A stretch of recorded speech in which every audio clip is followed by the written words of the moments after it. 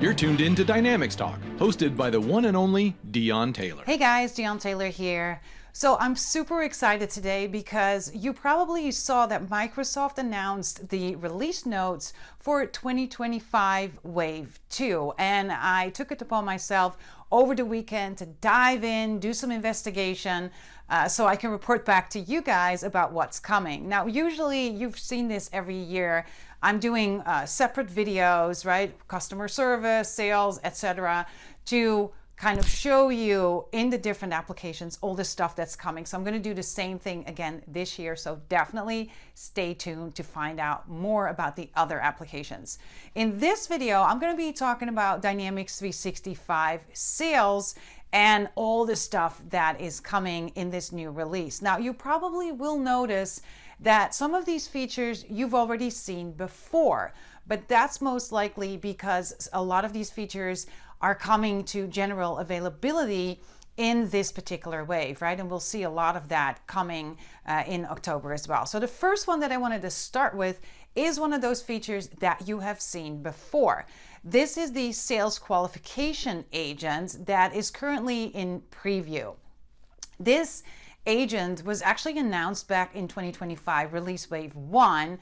And if you're not familiar with it, this is an autonomous agent that is allowing these reps to focus on the most important leads. And they're doing that by researching the leads that are in the CRM system and then also providing insights. Now, with this release, there's some updates to the sales qualification agent. One of them is the new Supervisor Workspace. It actually looks very pretty. We're going to be able to use this to see how the sales qualification agent is performing. You're also going to be able to see that activity feed on the left, which is going to allow supervisors to assess some of the stalled leads in there, right? So we also are going to be able to review what's happened to the leads so far and some of those insights for those individual leads, how were they generated? So in this example, you're going to be able to see how the agent found information on this lead from the seller CRM system, from Outlook, from Microsoft Teams, and more things as well. And then obviously, if there's a need for this, then the supervisor can then reassign this lead to an actual seller so they can follow up with that lead and carry on that process. Now, the next two features, actually, again, like the previous one that I just discussed, they're really enhancing the sales qualification agent, right? Making it better. So one of them is the validation of the lead's email address. So obviously the first thing that we can do there, or the first thing that's very important here now, is that the seller can see that the email address is actually valid, right? Very important. The second thing that you'll see here as well is that the seller is now going to be able to see if this email address is a work email address or if it is a personal email address. And if there's any changes that need to be made, so for example, maybe the agent got it wrong and the seller needs to update an email address from a home email address to work, or they actually can validate the email address and say, yes, this is a good email address, they can do that as well. They can override those settings from the sales qualification agent.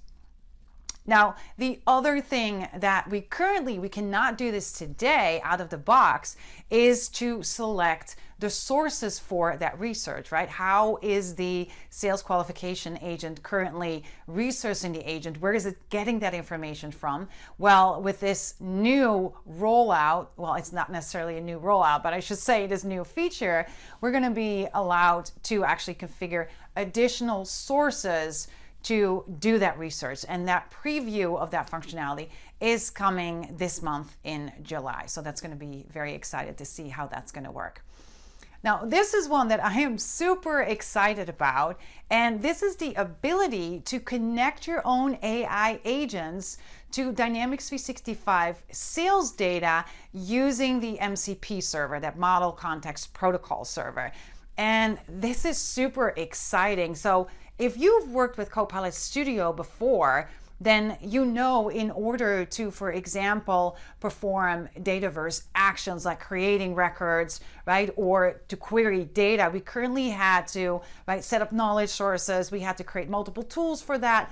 But by using this MCP server, we don't have to do that anymore. This is basically as easy as plugging in a cord into a USB connection, right? So that's how easy it is. All of those different tools are already configured in that MCP server. Think about actions like the listing of leads, retrieving lead summaries, qualifying leads, right, to opportunities, getting outreach emails, searching outreach emails. Again, all of that data from Dynamics 365 Sales.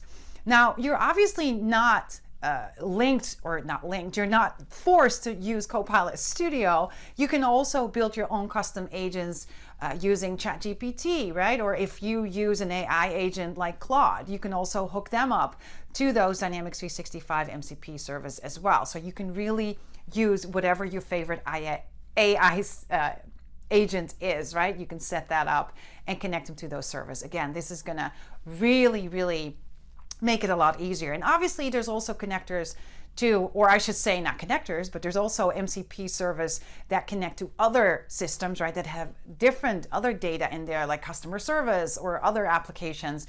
And all of those, you can now hook them up, obviously also through Copilot Studio. Very exciting stuff. Now, this one you've probably seen before. I've actually written an article about this. This was called Smart Paste, but this is now actually adding that toolbar, right? So you can still use Smart Paste, right? Which is like you're copying some information maybe from an email or from documents, and you're pasting that inside of Dynamics 365.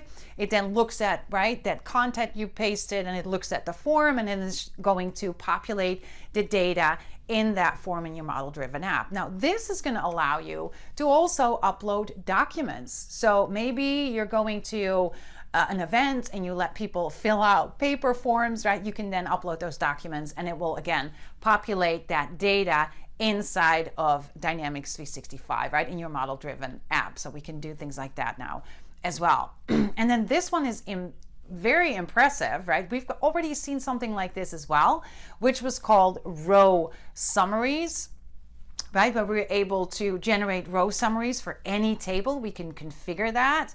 That's like that banner on the top of a form in your app, in your model-driven app. And previously, when we were configuring those row summaries, we were able to configure how the information was shown, what information was shown by configuring that prompt. Now, this is slightly different because this is going to show those same Copilot summaries that we're used to from that side panel, right? That sidebar, that sidecar, whatever we want to call it. So that's now going to show up on the top of the screen.